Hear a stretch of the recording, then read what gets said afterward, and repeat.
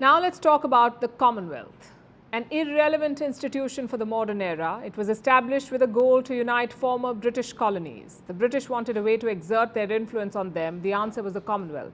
But this grouping is facing serious challenges.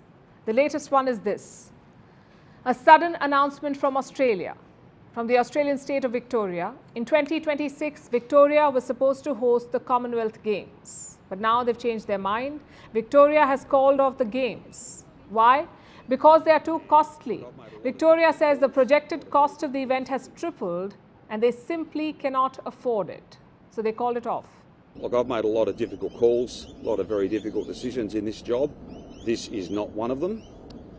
Frankly, $6 to $7 billion for a 12-day sporting event, we are not doing that. That does not represent value for money. That is all cost and no benefit. He makes a lot of sense. Let's look at the budget. When Victoria started the preparations, they set aside $1.8 billion for the event. This was the initial estimate, $1.8 billion. Victoria won the bid to host the Games last year, in 2022. But within a year, the budget had to be revised because the costs began to mount. And the final budget is projected to cross some $4 billion, which is more than twice the original estimate.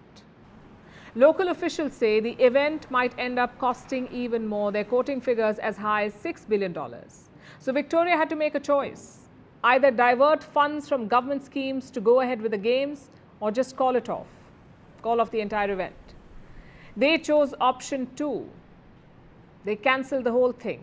So now there is no host for the 2026 Games, and this has triggered a big debate. Australian officials are divided. I have a quote from Craig Phillips. He is the chief of the Commonwealth Games in Australia. This is an association. They promote Commonwealth sports in the country. Phillips says the claims over cost are quote-unquote exaggerated. In fact, let me quote from what he said. The Victorian government willfully ignored recommendations to move events to purpose-built stadia in Melbourne, and in fact remained wedded to proceeding with expensive temporary venues in regional Victoria.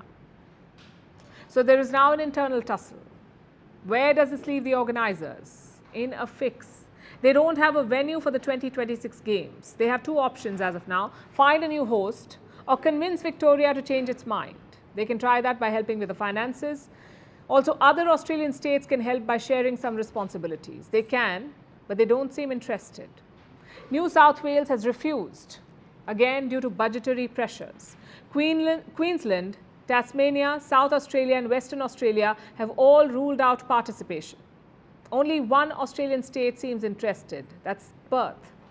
Its Lord Mayor has shown interest in replacing Victoria as the host. So we'll have to see how this plays out. But this is an interesting shift. Earlier, hosting these games was considered a matter of pride. It was a privilege. There used to be fierce bidding to win the rights to play host.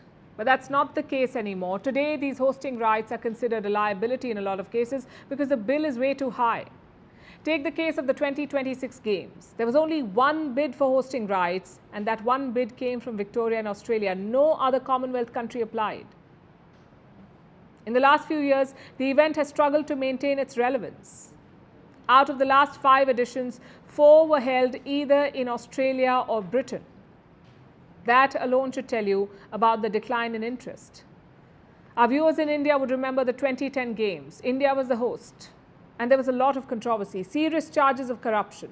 And this has been the story elsewhere too. So many leaders feel it's better to stay away than play a host and get embroiled in the mess that follows. And this, by the way, is happening with the Olympic Games too. According to a study, hosting the Summer Games, the Summer Olympic Games, costs well above $5 billion, and the Winter Games at least $3.1 billion. These estimates are from a few years ago, so the costs would have only gone up.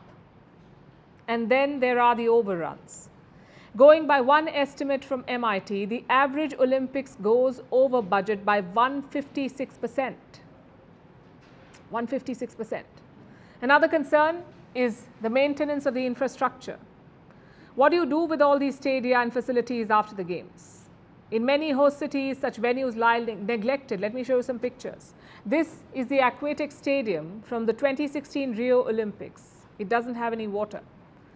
Now look at this, a stadium from the 2004 Athens Games. It is crumbling. Officials around the world see this. Leaders see it too. which is why interest in such sporting events is declining. To remain relevant, they will have to reinvent themselves and rein in the costs.